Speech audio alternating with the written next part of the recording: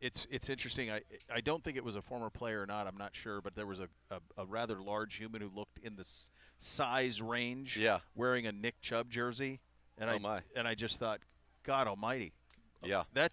this speaks to. There are a ton of guys that are here for the recent successes, and then there's just a ton of new faces as well. And this linebacker room is probably going to end up being the best example of it. But Yeah. yeah, By it's the way, just a lot of new faces. I think we got the head coach making his way over here. Is he One going? quick note, the Browns have signed Winston Wright, an undrafted rookie out of East Carolina, who is a wide receiver. And the reason is yesterday we were having to have equipment guys catch passes. We didn't have enough receivers. Coach Stefansky will no doubt talk about that, among other things, coming up next. You're listening to Cleveland Browns Daily on 850 ESPN Cleveland.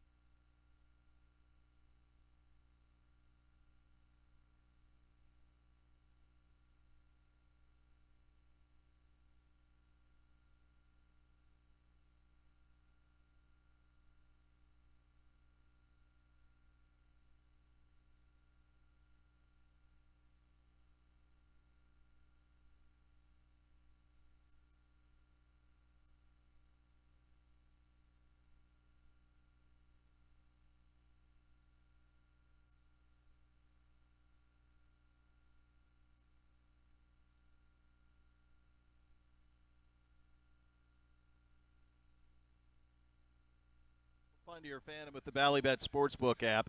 Download it again, get 50 back in bonus bets. You place that first wager of 10 or more.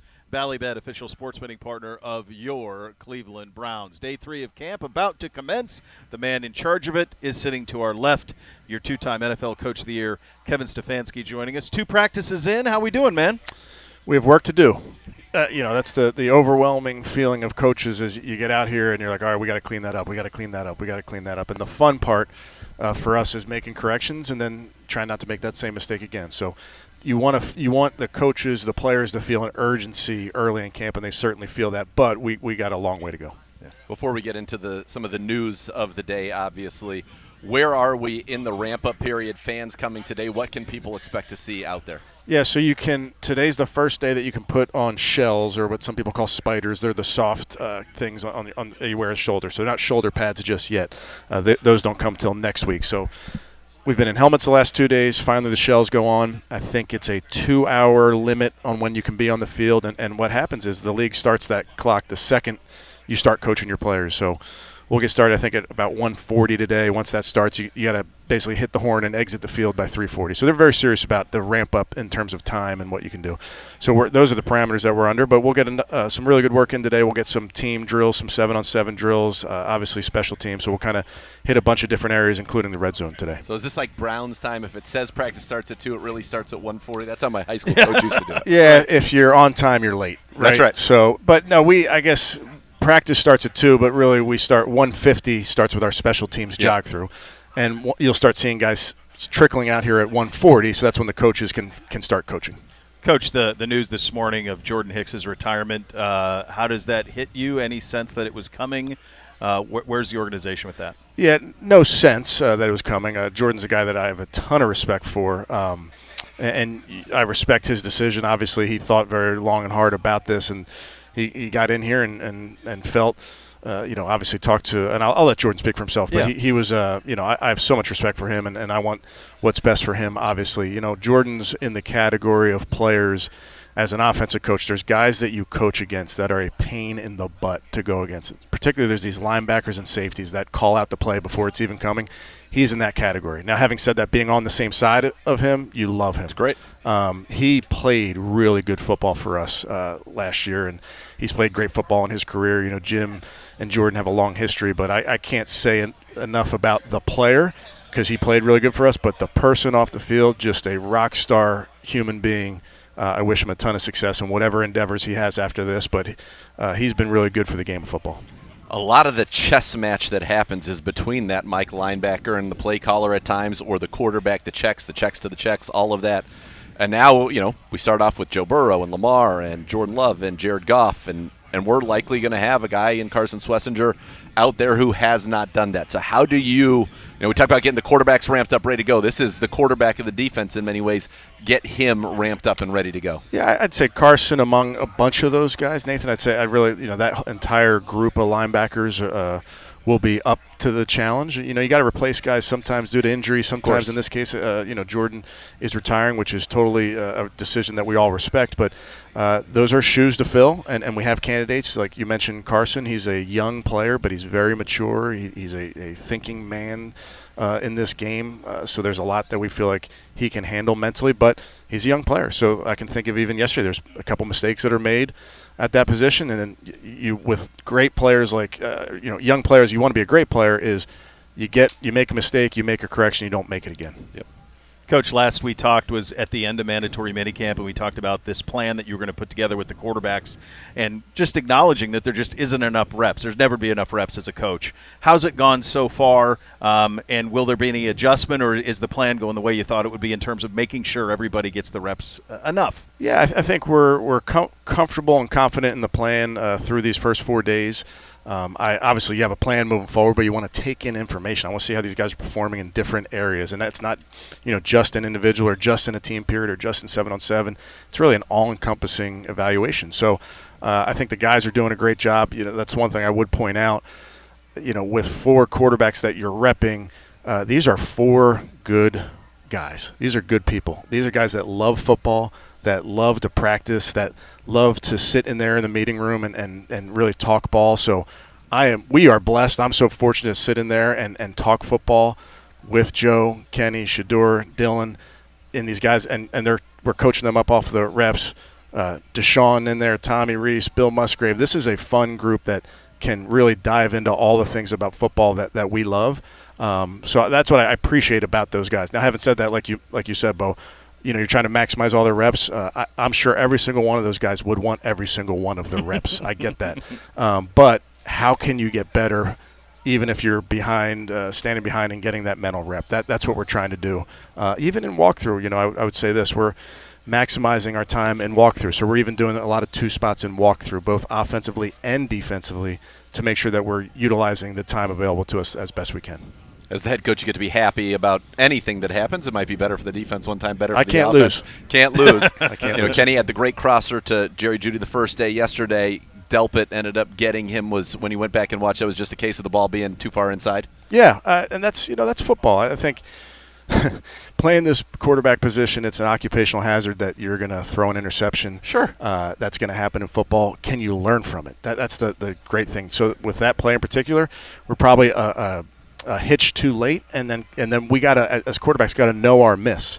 You know, there's some incompletions that you're like, hey, of course you'd love to complete that, but I love your miss. I love that it was out in front and those type of things. So it's all learning. I thought it was a great play by Grant. I thought it was a good route by Blake. Great play by Grant. That's two sides making each other better just by competing at the highest level. You talked about those reps and how they are hard to come by, and we had a red zone period yesterday with Shador where snap issues, defensive guys in the backfield, you weren't able to really get probably from the quarterback perspective what you wanted out of there.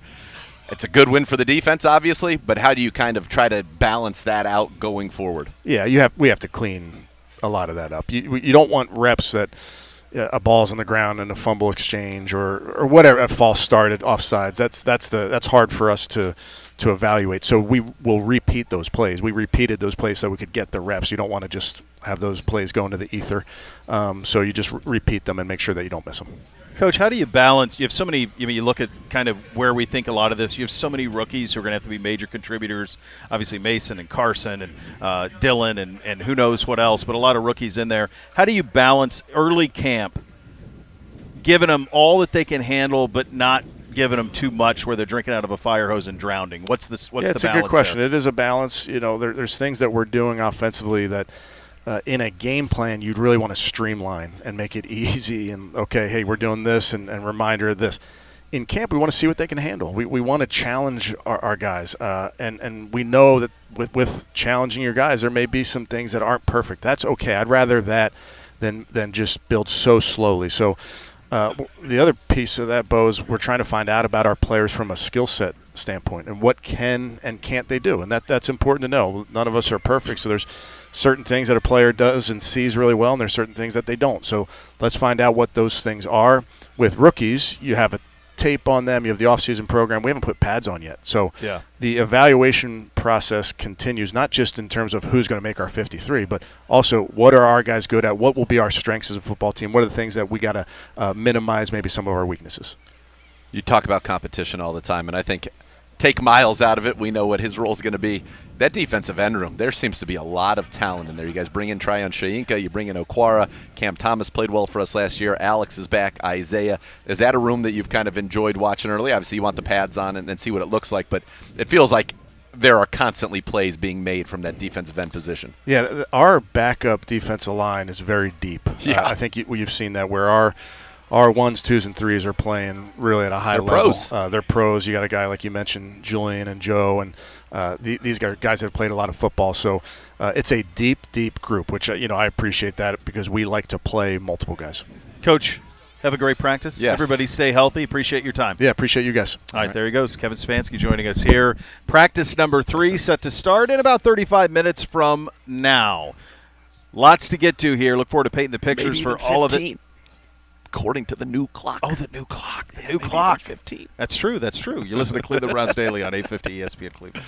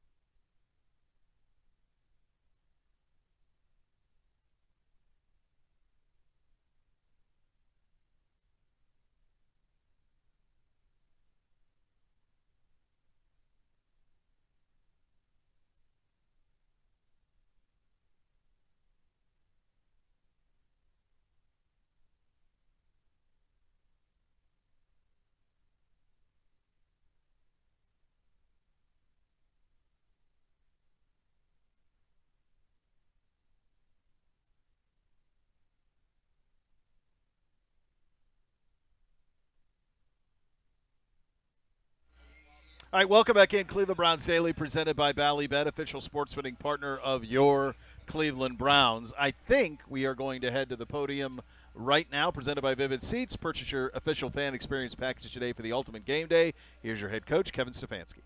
Against our police. You guys are done. Officer Philip Wagner, who lost his life in this. 2 officers were injured. Officer Peter Gale, Brent Payne. We are thinking about the community in Lorraine. We're thinking about everybody in law enforcement that keeps us safe. It's tough news, and I know they're going through it, and I just want them to know we're thinking of them as they go through this. They're certainly in our thoughts and prayers. I just want to make sure that we acknowledge that before we get started. I want to acknowledge Jordan Hicks, obviously a player, a person that I have an amazing amount of respect for. Jordan played really, really good football for us, played at an extremely high level, and he was even better off the field in what he was able to give to this football team. So an amazing career, one that needs to be celebrated, and just want you to know that we support him, obviously, in his decision. We'll miss him, but he's somebody that I have a ton of respect for. So with that, I'll take any questions. About that linebacker, with the linebacking core, it's such a young group below Jerome and Devin. Just how much more does it require them to? I know they've played some football, but not as much. How much does it require them to kind of grow up as much off as on the field? I think that oftentimes happens, Chris, in football when you lose a player due to injury or retirement or whatever. There's opportunities that come up for younger players, and in this day and age, young players play early in this at these positions. So they may be counted on, and that's why we're working so hard. That's why we're trying to be efficient with everything we do, maximize every rep and minute that we have with these young men to get them ready to play. Was this something that you knew he was thinking about retiring, or was it a surprise? I would let Jordan. I don't want to speak for Jordan, so I'll let him speak for himself. But we talked earlier this week, and I obviously support whatever decision he made. Kevin, yesterday at the end of practice, is that what you call opportunity period? Yes. Yeah. Is that something you see more of? We've always done that. I am thinking. I asked Coach Schwartz if I can rebrand it to Hungry Dogs, because Coach has a great line that hungry dogs run faster. So that may just be called our Hungry Dog period. But that's copyright Jim Schwartz. But the idea there is, some of the guys that aren't getting a ton of reps, let's go get a team period yesterday. We'll do skills and drills today. We'll do a 7-on-7 another day. It's just an opportunity for those guys to get better. Kevin, I know you've been asked a lot about Shador since he's come in. Just all the attention, all the focus, everything that he generates, as he says, content. How impressive you've been just the way he's handled all of that's come his way? Yeah, I think Shador does a nice job of keeping the main thing. He's working very hard in the building, in the meeting room, in the weight room, out here on the field. He's working hard and keeping his head down. And attention that comes with it in this day and age, that's something that our guys do a great job of off the field, is including our fans and what they're doing. But he does a great job of keeping the focus where it needs to be. Stefansky's been in Hicks' place the first 2 days. Is he with his job to lose? Yeah, I think all those things are what we'll work through, Tony. I don't think that we're setting a depth chart in any way. Since we talked to Shador today, we asked him about the fact that he really hasn't gotten a chance to work with the starters yet. I know it's only been 2 days. Mm-hmm. But will we see a little bit more of that, or maybe the twos or something like that today, tomorrow? Yeah, like I told you guys, we'll continue to rep these guys throughout the last couple days, next week. We'll move guys around. I think for any of our players, it's really just focusing on what you have in front of you, and he's done a great job of that. Is Mike Woods going to be out there today? Mike will be out here today. He's dealing with a hand injury, but he may be, if he's not out here, he's inside getting treatment. So there was you signed a receiver this morning. Did that have anything to do with? Everything has everything to do with everything, Scott. It's all connected. Yes. No Jerome forward today? Not today, but progressing. He's close. Kevin, was that period at the end, that red zone at the end, where Shador was out there yesterday with some bad snaps? I think there's a penalty. I guess what are the coach notes off of that, especially for him, and maybe how he can handle that when things are going badly around? Well, offensively, we have to do a much better job there. We had too many operational issues, just center quarterback exchange. We had a false start, so we can do a better job. And then, we repeated those plays so we could get some reps. But I think there's opportunities for quarterbacks. Even there will be a play where the quarterback is likely sacked, if you're playing real football. But we continue to play as quarterbacks so that we can get a rep of off schedule, get a rep of scramble drill. So even in those moments where, things didn't go the way that you want them, it's not clean, it's not 3 and a hitch balls out, I think there's still plenty to learn from those reps. Would it be easier though, or I don't know if easier is the right word, but when you are watching a guy like Shador and the center snap exchanges going, it's challenging. Mm-hmm. Do you want to see him work with some higher level of talent to see what he can actually do with those? Yeah, I think I understand the question. I would say we will continue to rep the guys with different teams, centers, all of that. And that was we need to be better in that period there, Mary Kay, which we will be today. But I was saying earlier, everything our players do it's an all-encompassing evaluation. It's never going to be about one player, one period here and there. It's going to be about everything they do, including this preseason. Hey, Kevin, Martin Emerson, he said himself he was not happy with last season. So what have you seen from him?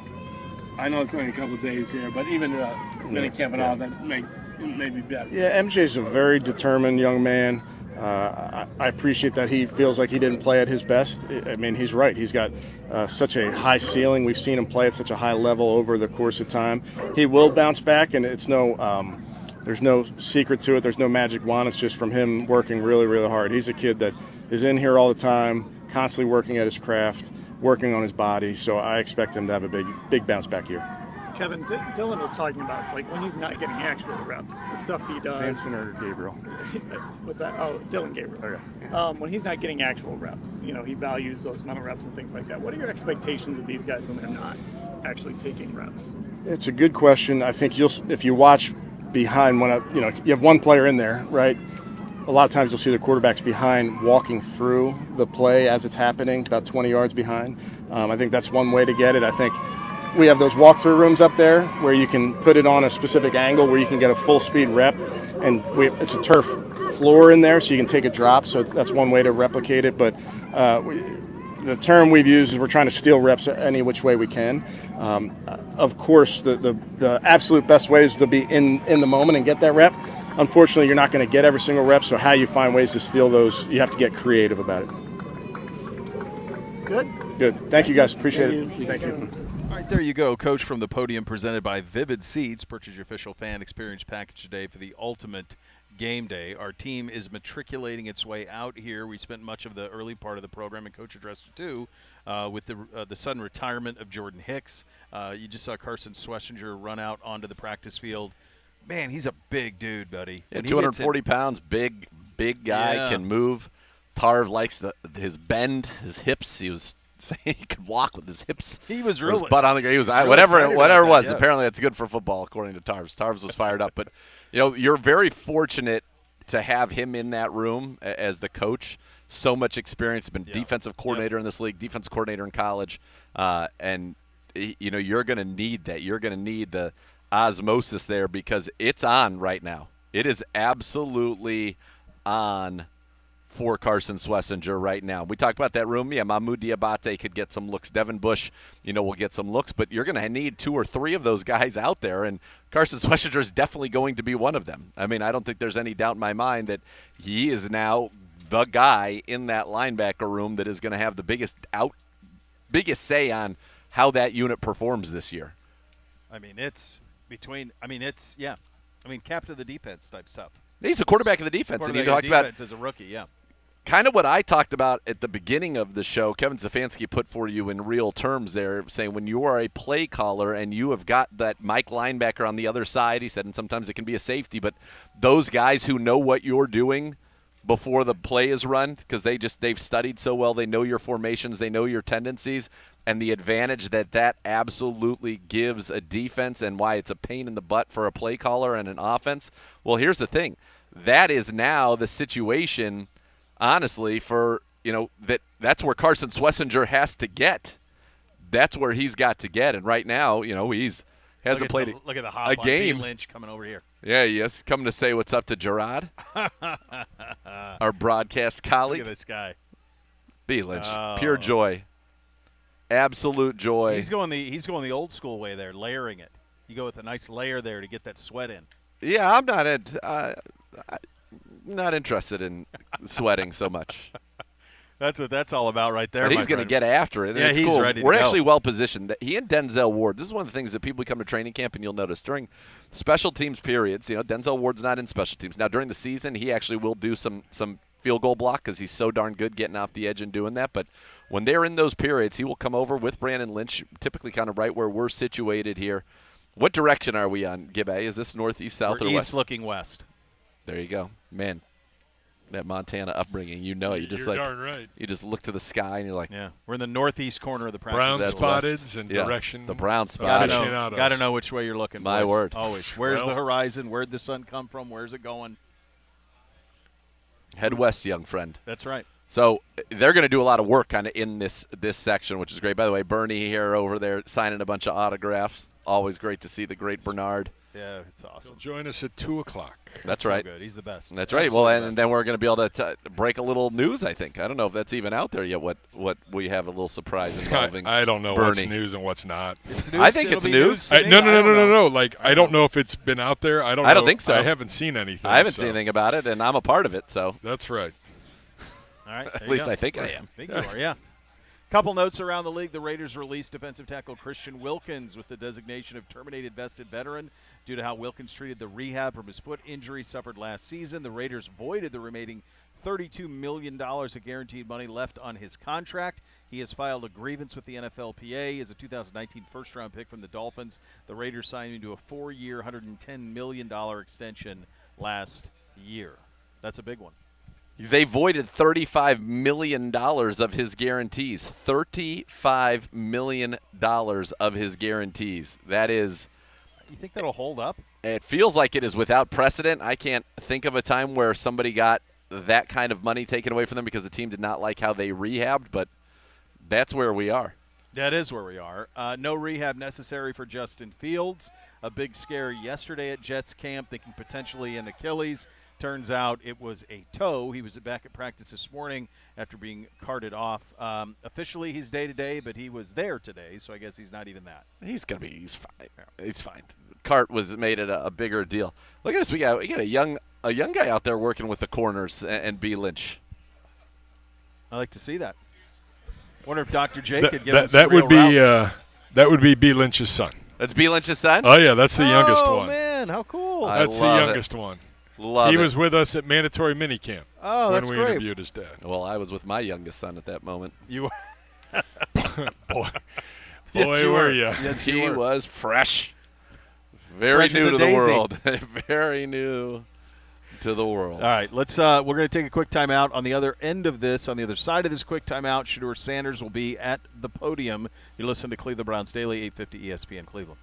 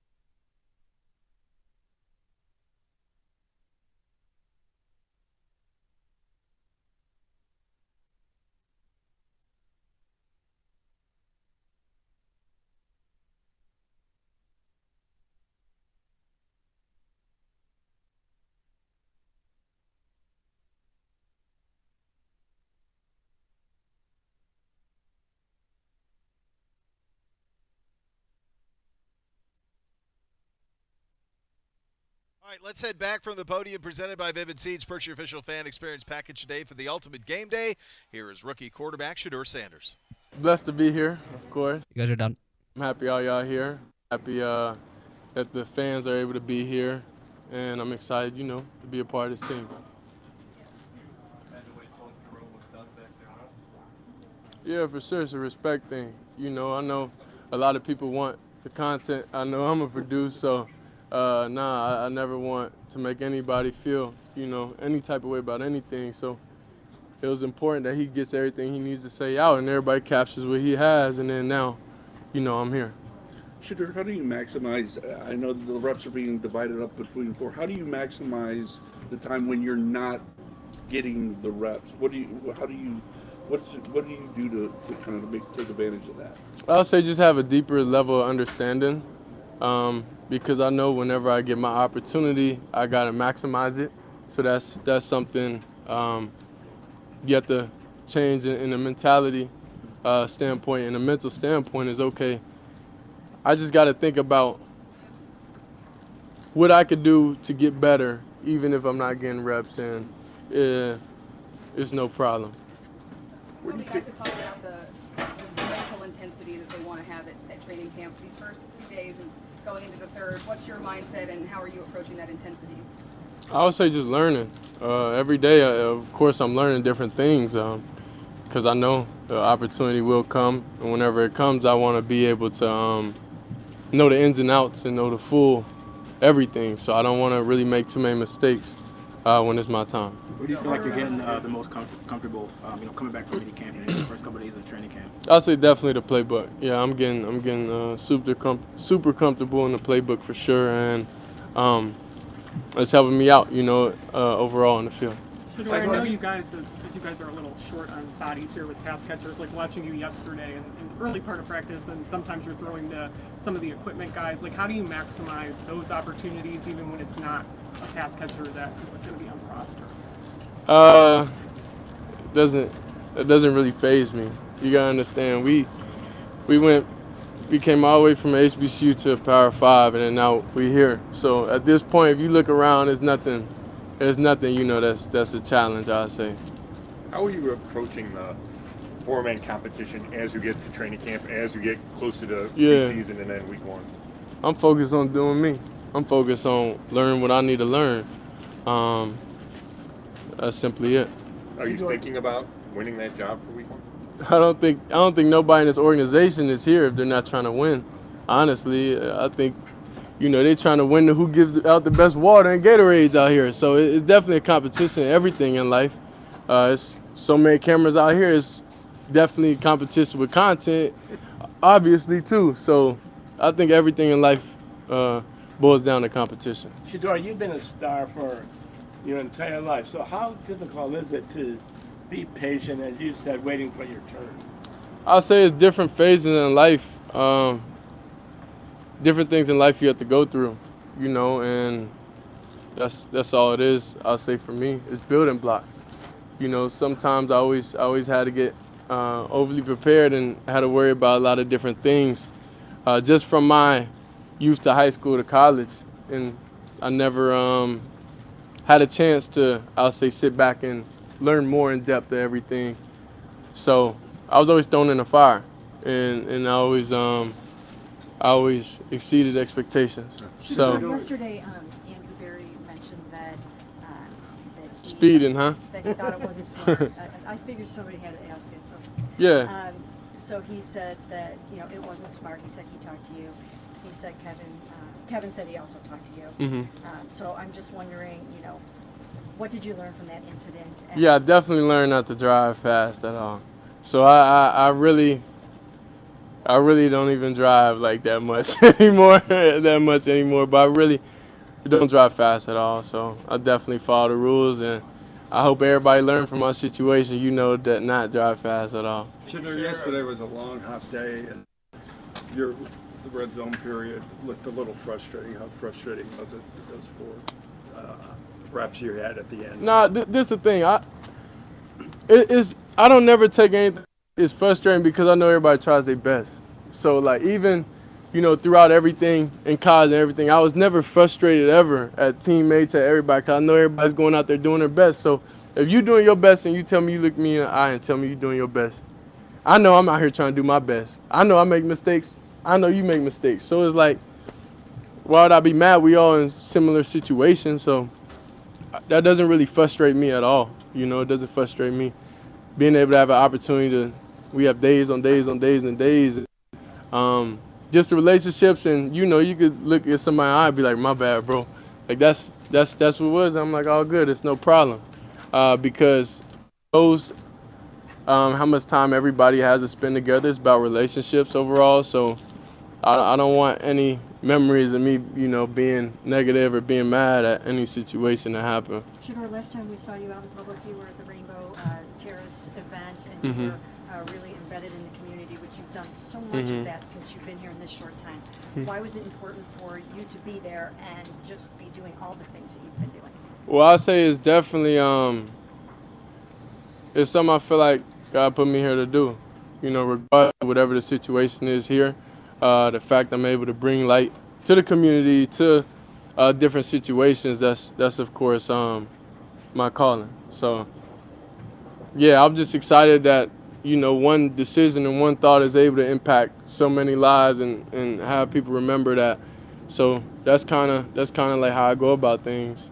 Nothing's ever like, I say pre-planned or well thought out plan. Like it's none of that. It's okay. I've one thought.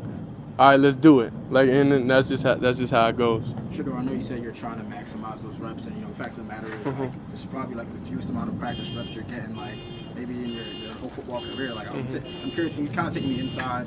What does before practice look like? What does after practice look like? You talked about, you know, the virtual reality. Are you spending more time with Bill? Okay, kind of just take me into what that preparation. Yeah, that horn is sick. My fault, bro. I don't know who crashed the golf cart or something. Are they fixing that? Because it's throwing me off my thought process. Interrupting our content. Hey. Interrupting, man. Y'all can cut that. It don't matter, man. Yeah, but just what is like before practice look like? What does after practice look like to make sure that, hey, you're get... See, it ain't me. It ain't me doing that. I don't know what it is. All right, I guess they busy right now. Before practice, of course, is jotting down all the plays, and it starts the night before, of course, but training camp, you get a lot of different plays each day, and you don't know who's gonna get in what.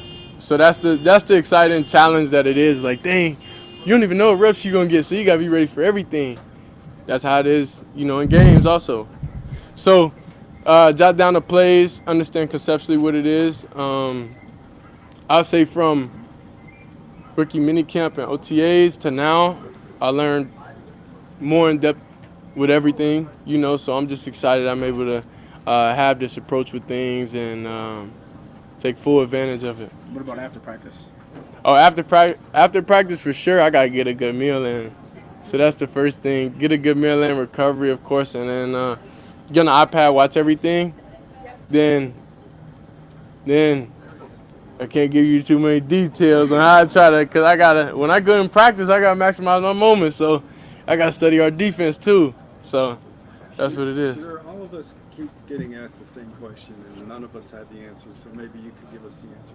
Why aren't you getting any reps with the ones at any point?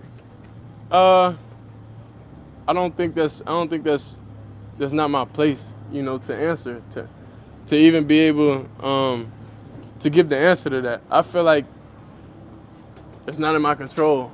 So I'm not even gonna think about that or have that even in my thought process of why it is. Like, it's a lot of people that want to have the opportunity to be at this level, and I'm here, and I'm thankful to have the opportunity. So whenever that is, it is. But it doesn't make me feel down, or it doesn't make me feel left out or anything, because I know who I am as a person, I know who I am as an individual, and I know what I could bring to this team.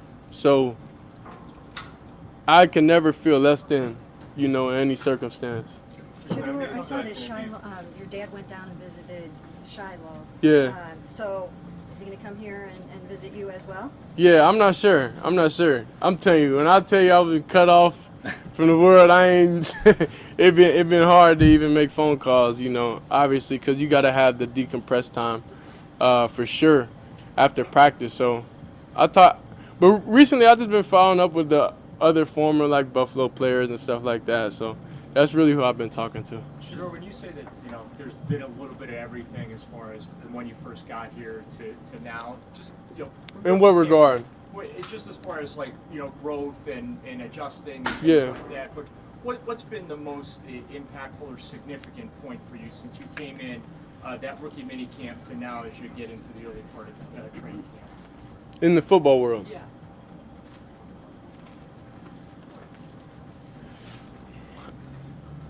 It's a lot.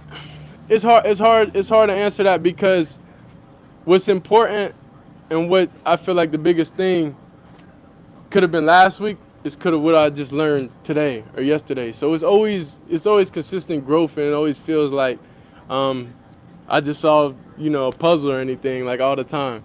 So regardless if it's even relationships with the O-line, relationships with the receivers, talking to Denzel, playing with him, like playing with all the DBs, different type of stuff like that. It's always big, it's always a big moment. So I can't say what's exactly the biggest moment. I'll say just even connecting with the kicker, like in the sauna, just talking about God and everything. Like it's a lot of different moments and like unscripted things that just happen. So that could be the biggest moment. Shador, we heard from Bill Musgrave today. What's it been like working with him, especially knowing your dad has spoken so highly of him before? Too? Yeah, Coach Musgrave, cool. Yeah, he real cool.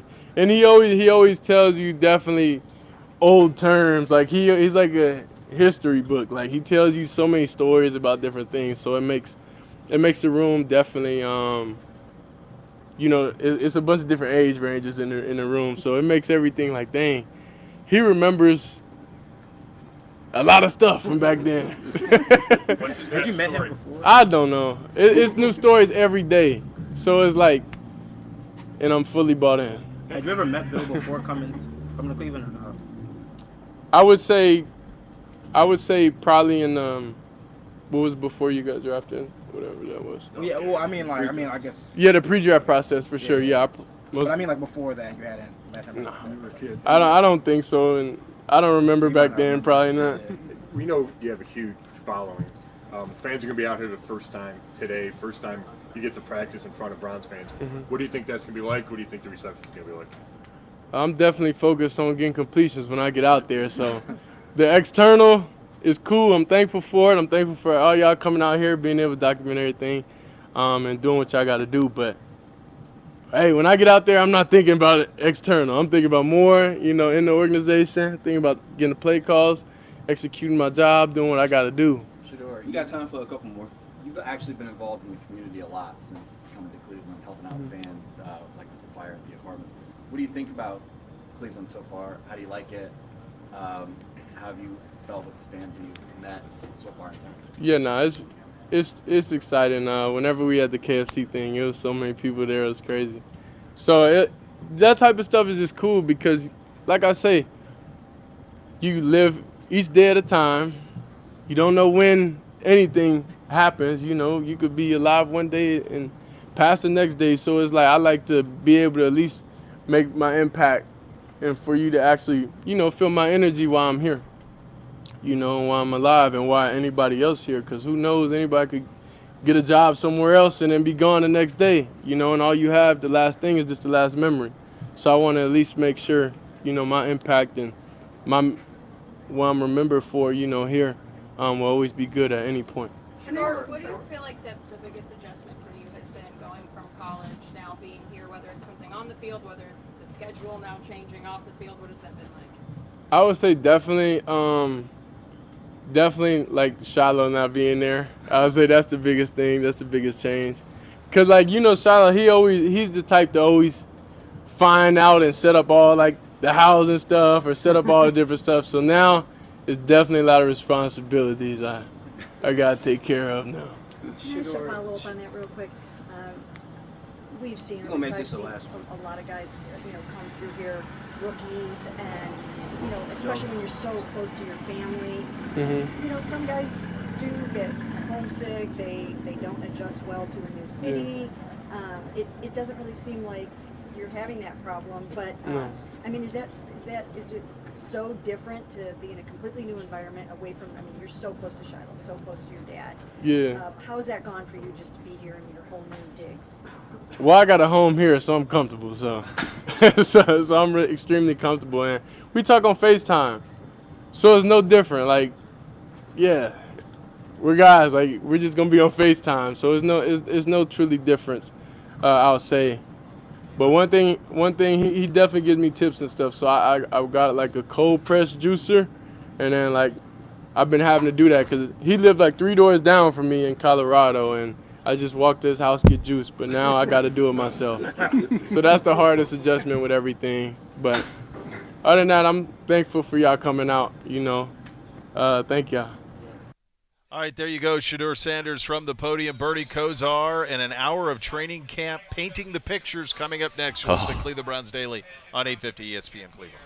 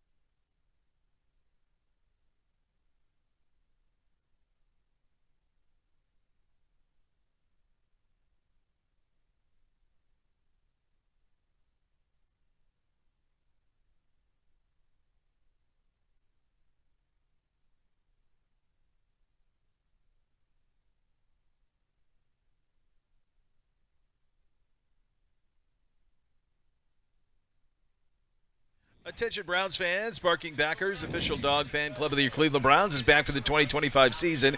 Get your pup hip on the action with exclusive gear, events, and more. Memberships are available now. Fetch yours today or gift a membership to a furry friend at barkingbackers.com. Barking Backers is presented by Milkbone in association with Embrace Pet Insurance and Pet Supplies Plus. Training camp practice number 3, the first open to the public, is underway. I am here. The great Z is here. And the immortal Bernie Kosar is here. This is a real treat. We paint a lot of pictures. Bern, we've never been able to paint training camp pictures with the likes of you, my friend. Well, I'm super honored to be out here today, and as much as I want to relive 40 years ago training camp, the elbow is a little deteriorating with its skills, so we're going to leave it to our 4 quarterbacks here to man the ship. Well, yeah, you were talking with Kevin Stefansky, and he said, do you want me to run a dagger concept for you? Like, I just want to throw a check down and be on my way there. Bernie, out here at training camp. I did remind him of a couple of my more famous plays of I have one of the longest passes in Cowboy history. That's right. I threw it 88 yards. It was 1 yard for me to Emmitt Smith. He ran 87.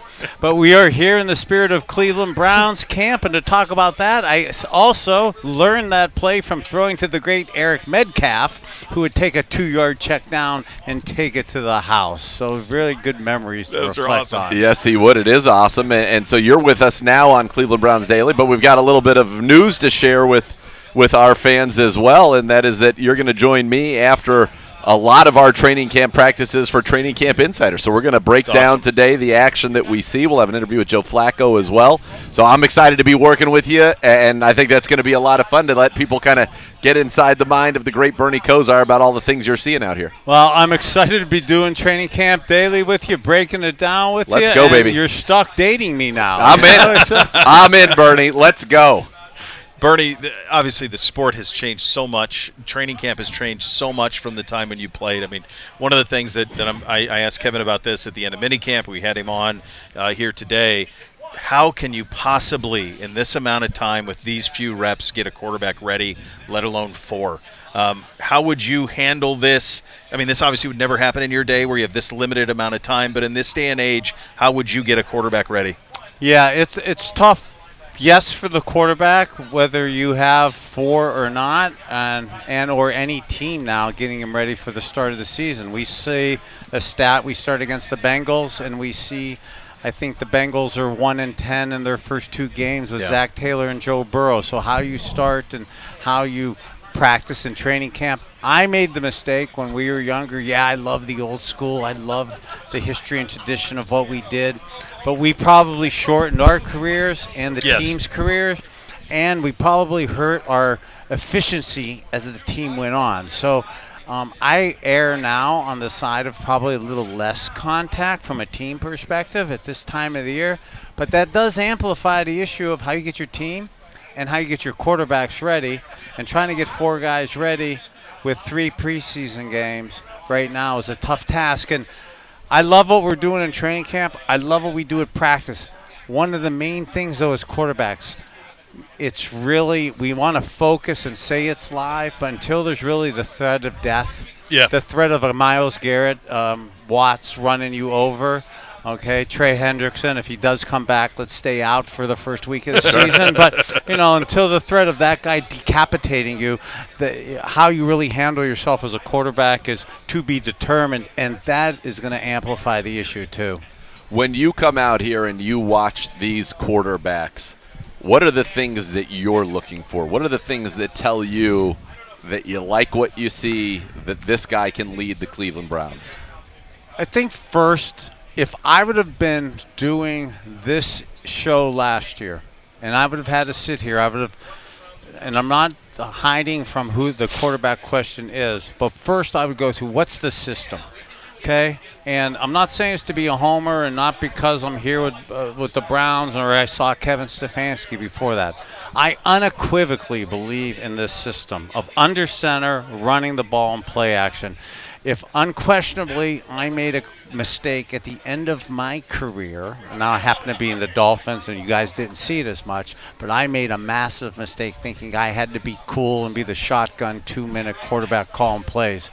The game of football has evolved, but some things have stayed the same, and it's imperative to be able to run the ball, have your hand on the ground, be under center. So last year's system of spread, I don't believe, is what is continuity and consistent to do for any team in the NFL. So just first and foremost, the change to Kevin's system will help any of us QBs. It would have helped me at the end of my career.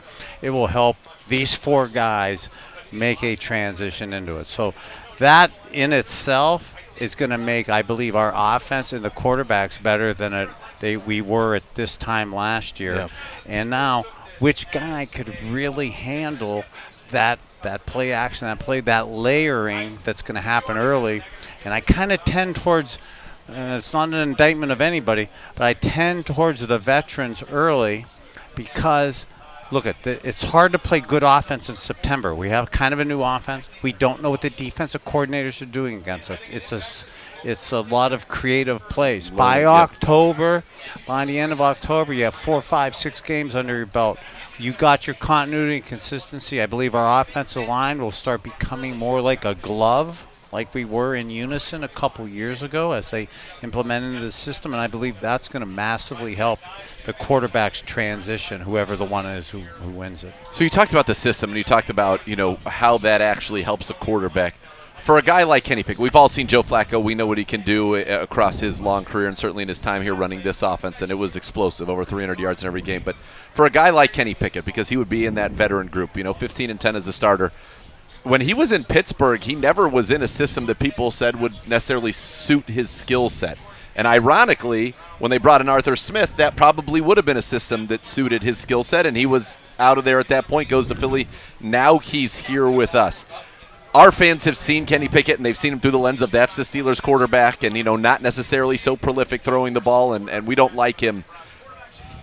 Does that system for a guy like Kenny Pickett, does that matter as much as anything? And perhaps we'll see, in a good outcome, right, a different Kenny Pickett here than we saw with the Steelers.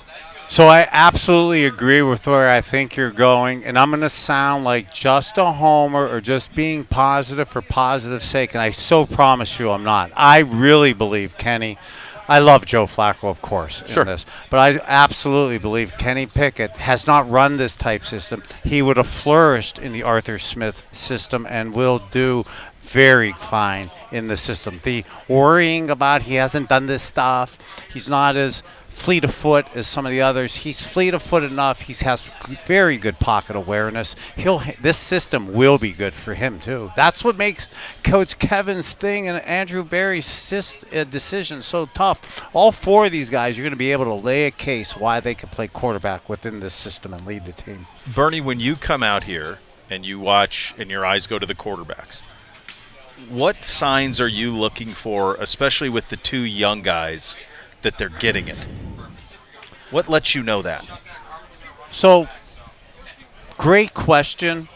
I'd rather I'm talking to younger quarterbacks. Yeah. Look, we're all as humans trying to pretend we're cool. Even me on the show right now. We're trying to act. You don't have to pretend. Act together. You walk in cool. Yeah. So the QBs now, and acting like you know what you're doing, believe in what you're doing. There's words that say that, and then there's your actions. Mm-hmm. So we all have the right words, but then how do you back that up? And when you're able to really look them in the eye, see what they're doing, and then when they're able to actually make those plays, so kind of looking at that fire in the eye. We used to hear the acronym F&E, false enthusiasm. Yeah. We'll all say the right things, but man, you look into the eye and get into the soul. And a quarterback, in that huddle with 10 guys in there and really embracing the spirit and soul and getting in there. So what they look back and gaze into your 2 eyes, even if you got no clue what you're doing, they believe you got it.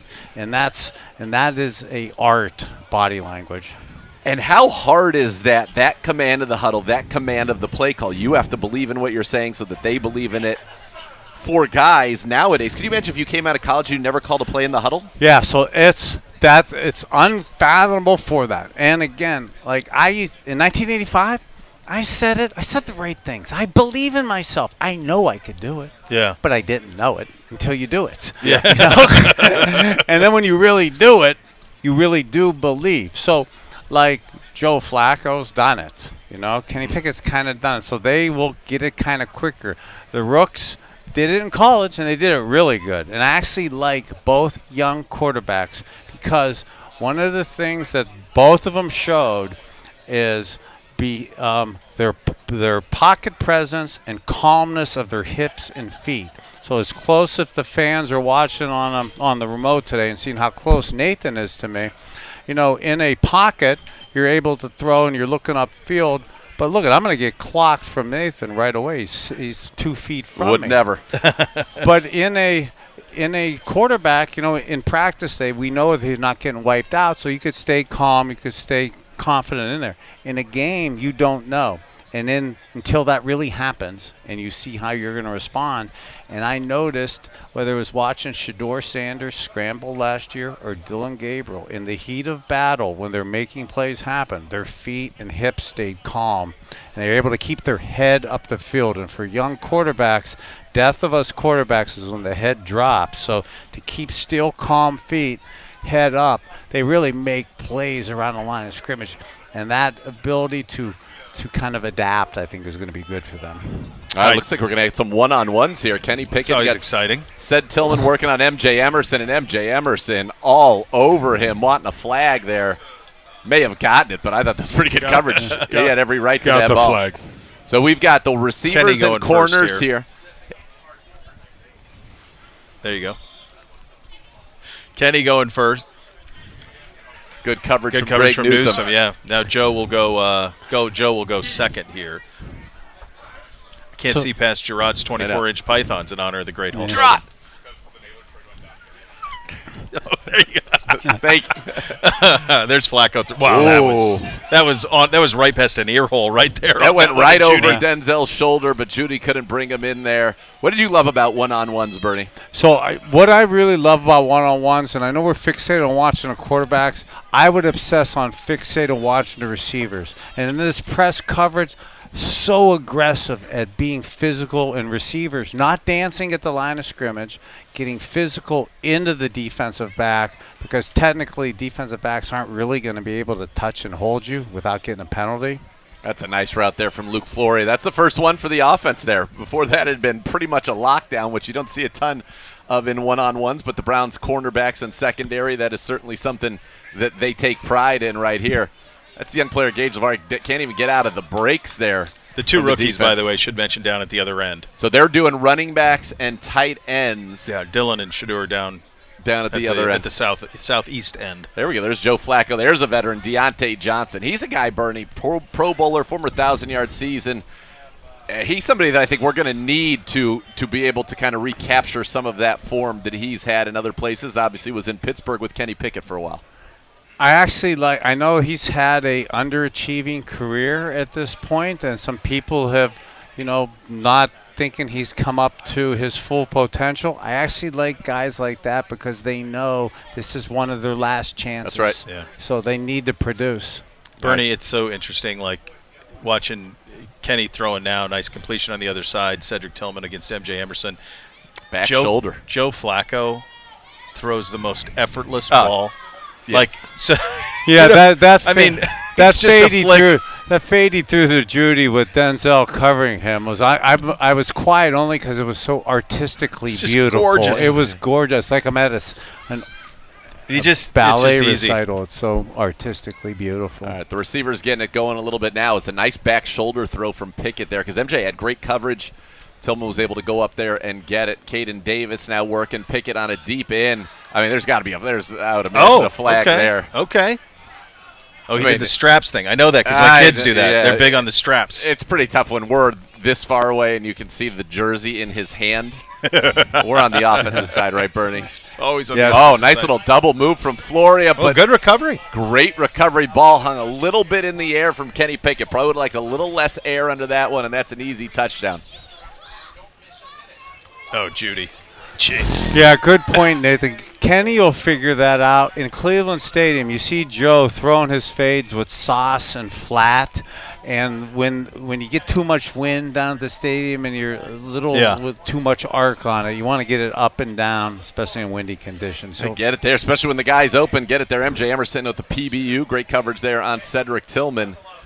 Bernie, let's talk about for a second. Since we haven't talked to you, the big announcement there will be an enclosed Huntington Bank Field in Brook Park, and I imagine domes for quarterbacks are music to their ears. No elements, no wind. I was with Mayor Ed, and God bless our Northeast Ohio. What's happening in Cleveland, but what's happening with Brook Park and Mayor Ed and the development for the state of Ohio, I just think is unbelievably what's happening there with it. But as a guy who was a 5'5" running quarterback who was incredibly unathletic, I needed those bad conditions to bring the players down to my level. But now as an old man in my 60s, I so want to go to an indoor man cave and enjoy the fruits of our labor. But to be able to showcase our state. Yeah. Okay, and to have things like Super Bowls and national championship games and is just exciting to be part of. It is exciting. So they just finished on each side 1 rep. By the way, that was a heck of a ball from Kenny Pickett right there. It just was not caught by Gage Lardavin. But on the other side, it was the tight ends and the running backs, and I saw the defense doing push-ups down there. So that means that either Dylan Gabriel or Shador got one for the positive on the offensive side. But one-on-ones are fun. That's always my favorite thing about the first day of pads, first day of padded one-on-ones. And you so astutely pointed out how effortlessly and gorgeously Joe Flacco throws the ball. Silky. If I could reflect back on maybe myself and some mistakes I made is I had to overthrow. I wanted to throw spiral, so at times not only over practice, but you would overthrow in training camp. So Joe Flacco having 18th year being in training camp, being able to mechanically and effortlessly throw and then save his arm for the duration of that is really smart. That is a good thing. Gibbe, how much rope do I have here? And if I want to try to get us a little bit of a vantage point here, because it looks like we're going to go. Room.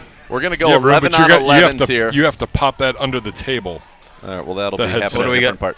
All right, we got 11 on 11s. For those wondering, it is Carson Swessinger at the Mike linebacker position with the retirement of Jordan Hicks. That looks like Joe Flacco under center for the Browns here.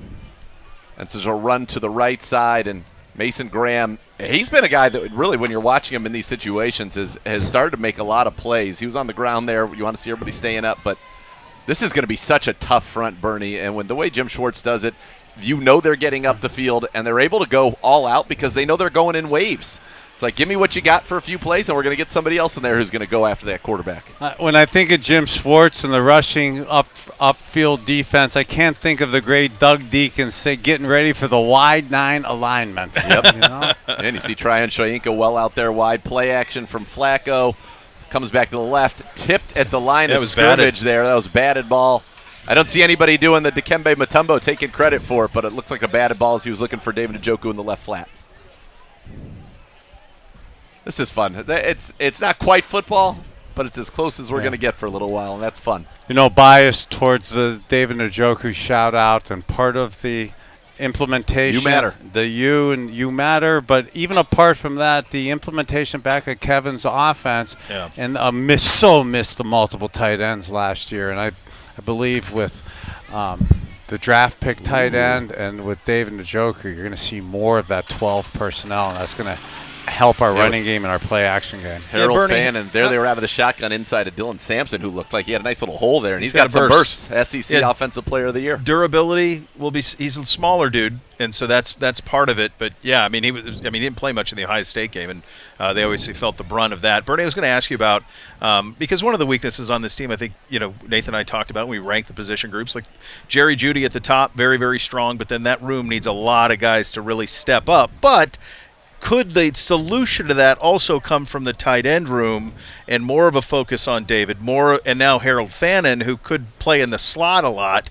Does it matter where it comes from, I guess? So the short answer, and not in the spirit of being a homer, is absolutely you could create stuff like this. And in the great words of my awesome mentor, Gary Danielson, who's still announcing still college good, by the way. Games and stuff, Gary Danielson said that you can stay regularly. Thou does not have to go to 4 and 5 receivers on 3rd down and 2nd and long. So we have success with multiple tight ends. I actually think doing multiple tight ends on second and long, third and mediums, third and shorts for sure should be part of our game plan. They try to get them in that base defense and then take advantage of that third linebacker. So going to the second team now. That was a blown-up screen there. The D was all over it. This is the first time we've seen this. Kenny Pickett working with the second team in these 11-on-11 periods. Little run to the right side and a nice bounce out there from the undrafted free agent Marshall. Right now you got Pierre Strong, you got Sampson, you've got Marshall in the backfield. Jerome Ford not ready to go. Obviously, we know what's going on with Quinshon Judkins. So these are the running backs here. I'm kind of surprised we haven't got another one. Yeah, me too. I saw legs in camp. The wide receiver signing this morning and wondering if maybe there needed to be a running back one as well, potentially. Yeah, and if we can't get our snaps going, we're going to need even more. We're going to need more stuff going on into that room as well.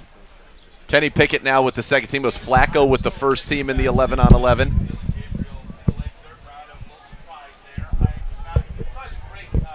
Which is good to see. Pickett dropping back.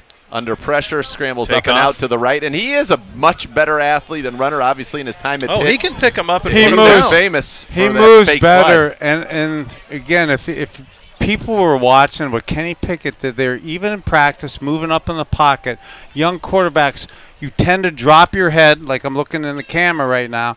Really imperative. Keep your eyes. Look him downfield. And Kenny kept his eyes downfield. He has the opportunity to, as you approach the line, to still make a throw like that. In that case, he ended up running it. That's the point Bernie was making earlier, though, too, and we just saw it come to life right here on the practice field where he's plenty fast enough. Oh, yeah. Like, he's got enough scoot. I mean, he's plenty elusive. And he ran for a lot of yards at Pitt, too. Yeah, and we saw last year Joe Burrow, who they said wasn't much of a runner, go right. for, 54, I think it was, against the Giants, longest run of his career.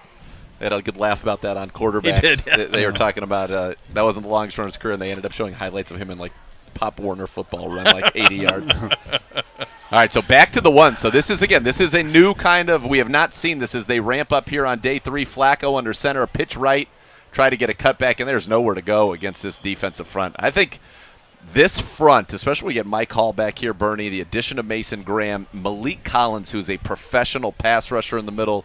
You bring in Tryon Shoyinka. He's a former first-rounder. They have got a lot of guys up front. And right now, Tryon Shoyinka running with the ones. There you go. Opposite of Myles Garrett. So you'd have right now with the guys that are out there, you got 3 first-round picks on that line.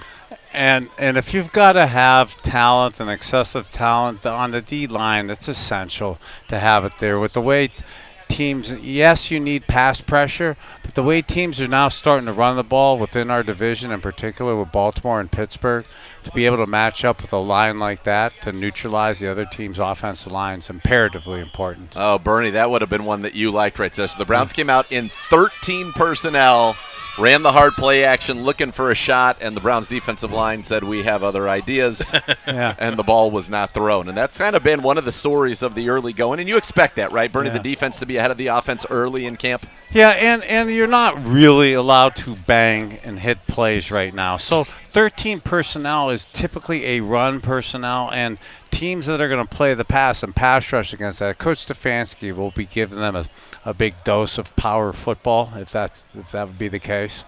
Bernie, how cognizant were you guys? And it's so different. I mean, I'm sure you were already in pads at this point. You're probably doing 2-a-days, maybe 3-a-days. Who knows? Compared to, how little work we get to put in now. But how cognizant were you guys of? You hear that old line about taking care of each other, your teammates. Like, was that something that was even discussed in your era?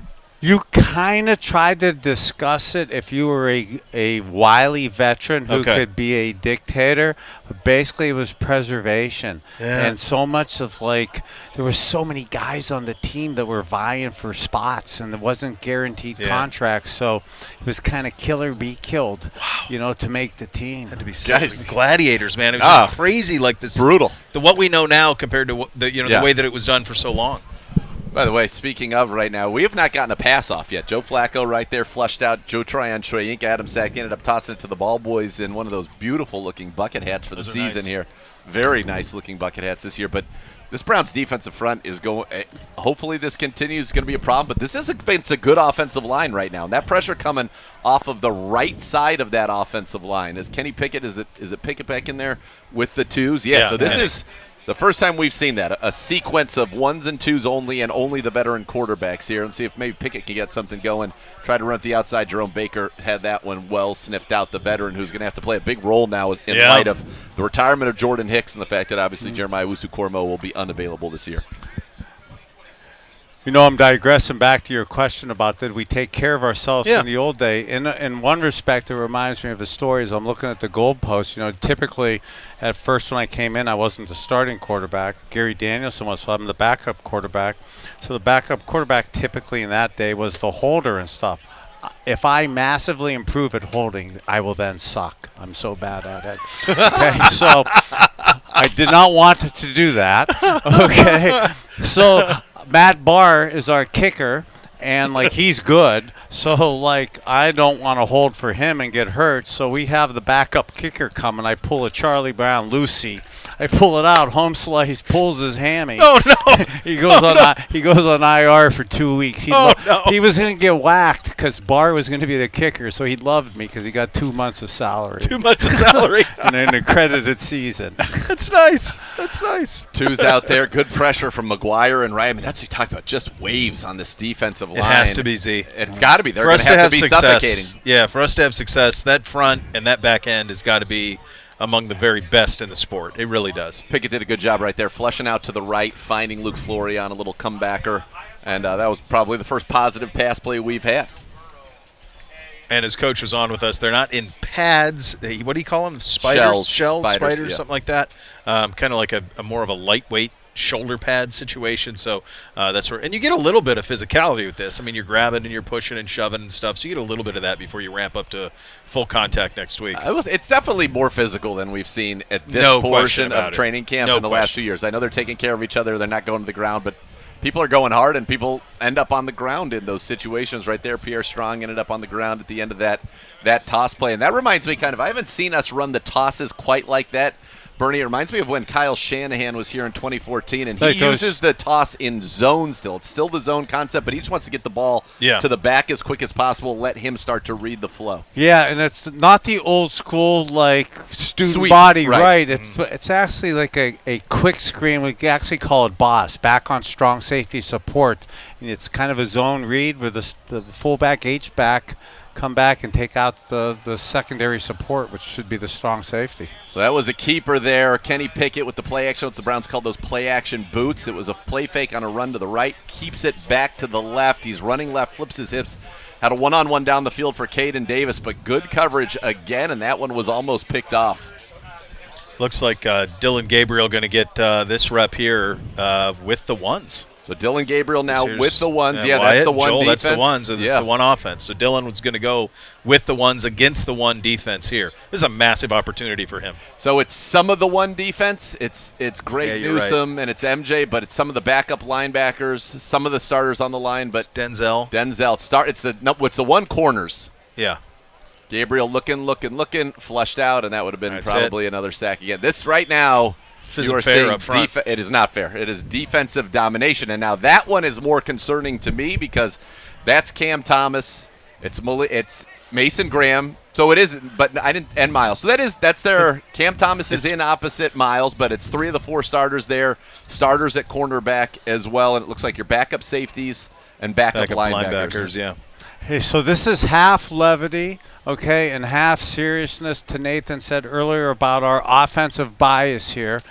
And I love Coach Schwartz, but I'm old enough to be on some staffs where he was on back in the day here in the 90s.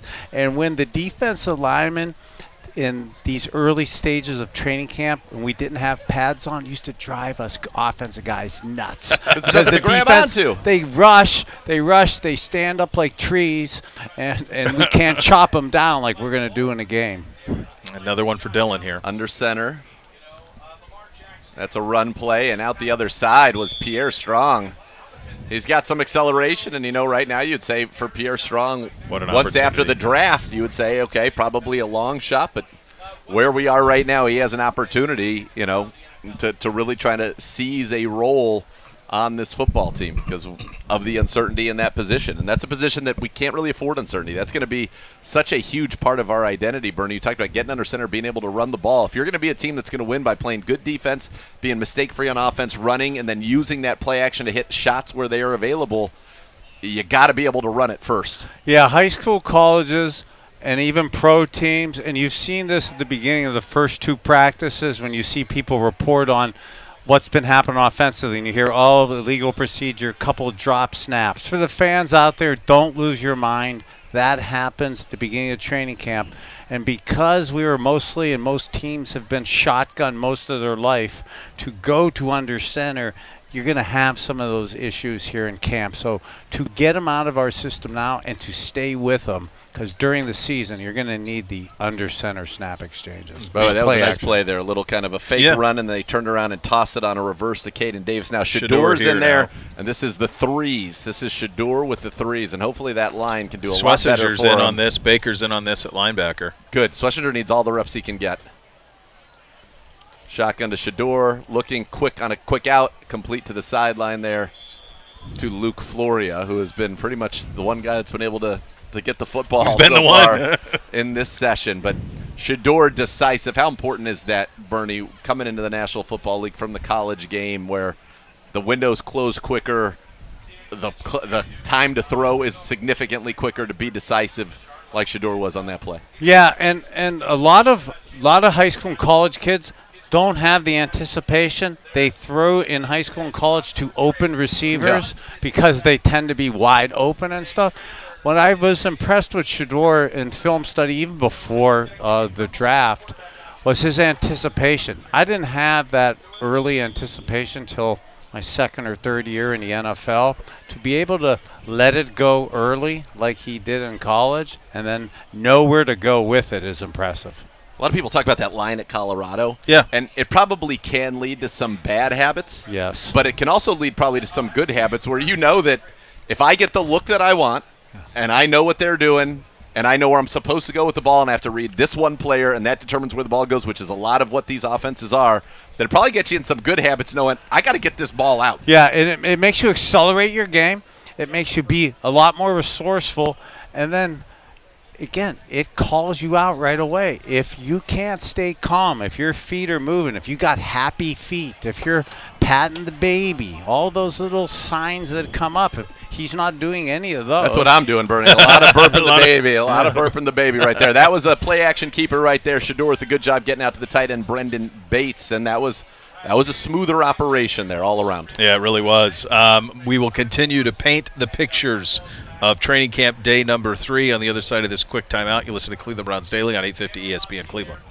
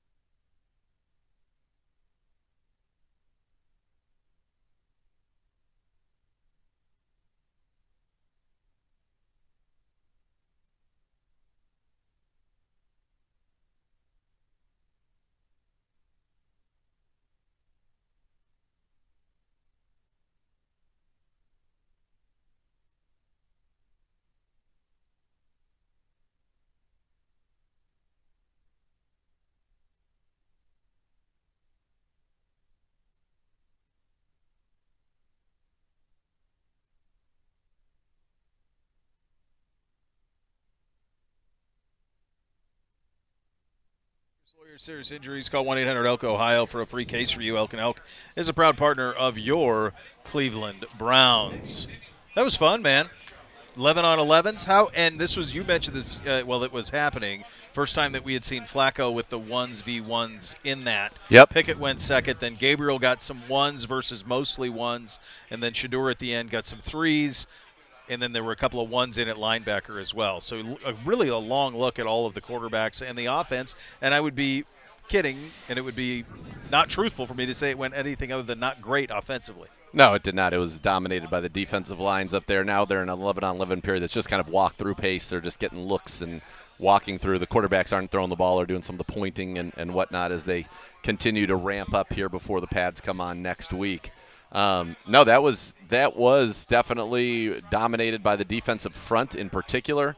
In fact, I don't know if Flacco or Pickett were really able to get a lot of passes off there. Gabriel was not, and then Shador at the end got a couple of quick hitters that he executed well against the 3s. But, kind of going back to it, unless things change right now, I think you're looking at, as we always said, Pickett or Flacco are going to start at the beginning, and it feels like Gabriel is going to get currently more opportunities, and Shador really has not gotten opportunities to showcase himself outside of being with the 3s. And so sure, if that doesn't change, then you can go ahead and say he is not going to be, you could definitively say he's not going to get an opportunity to be the starter early in this football season. But we'll see how this thing evolves as it goes on. That's what I think is going to be more interesting, where it starts and then what it evolves to at that position. Well, also, my goodness, you think about, we only get to see him for this little time that they're on the field, but it's an all-day evaluation. Of course, and the meeting rooms are so all important. All of that stuff. And when Kevin was with us and he was telling us about everyone in that room, these 4 guys, him, Bill, Tommy, Deshaun, it's a massive room of quarterbacks. Yeah. With a lot of experience and offensive minds with a lot of experience. Yeah, they've all played the position. There isn't a single person there that didn't play it at a very high level. Tommy obviously in college, and Bill Musgrave making it to the National Football League along with the rest of them. So there is a lot of knowledge. Bernie, what goes on in those quarterback rooms? You're going to have this practice, right? You're going to go in there. You're going to watch the film together. What is that like? Yeah, you know what? I was, as you were saying that, I was kind of reflecting back on an interview I saw Joe Flacco a week or two ago, maybe it was a month ago, but he was talking about asking, are you a mentor to the young quarterbacks in there? And he didn't say I'm a mentor. Matter of fact, he said, no, I'm not a mentor. But for the young quarterbacks and for people out there listening, and for you, if you're in that room and you're a young quarterback, just watching what he does, he is mentoring by how he conducts himself, how he threw that fade against Denzel to Judy, how he's going to talk to Coach Musgraves and Coach Reeves afterwards when they all watch that play together. The younger quarterbacks to watch how he's handled himself, and even Kenny Pickett as a veteran to be able to be around Joe Flacco. This is enormously positive for the young guys. And even coaches to be able to listen to see what's kept you in the league. When you played, was there the access to, you'd have a practice and then you'd be able to immediately go in and watch your reps on film? Was it that quick? No, matter of fact, the jealousy today of the way, I used to run down a faxed copy of of the pre-snap alignment of the defense, and I thought that was the greatest thing since Christmas morning. Okay, so let alone to have a laptop of your plays or to immediately go in after the film, after practice, and not need, I'm going to really show my age, not need the splicer for the 8mm to cut it off would be really helpful. Bernie, you mentioned you get nostalgia. There's a couple of guys out there in the bright orange cleats, and I just can't help but think of Webster Slaughter. Spray painting up those cleats, that bright orange. I see some of those out there, buddy, man. I can't, I digress, but those beautiful orange cleats who I used to love throwing a fade to Webster Lange going for touchdowns on it. But I remember the first time in old Municipal Stadium with that little box locker room in there, and these guys are like in there with all their spray paint cans an hour before like buzzing away like we're buzzed on paint spray in this thing. Like, come on, cut me some slack. That's right. Have the decency to do that outdoors. No, Nike wasn't making them. You had to make them yourself. This is right in the showers, okay? It was doubled as our locker room back in the day. That's great. In between MRIs. Right. This is good. That's great. Little special teams to wrap things up here. That's it, gentlemen. You That's got a about wrap. 45 seconds. Oh, there you go. Not even. What a time to be alive. This was great. Bernie, this was so much fun, man. Awesome. Great Yes. seeing you, brother. And it was great to paint the pictures. These are some of our favorite shows all year, are these camp shows we're able to watch and see everything that's going on. So We're going to get Training Camp Insider right after this, Bernie and I. So there you go. Be on the lookout. You have that to look forward to, which is nice. You also have the next level, which starts momentarily. Thanks for listening, everybody. Cleveland Runs Daily, 850 ESPN Cleveland.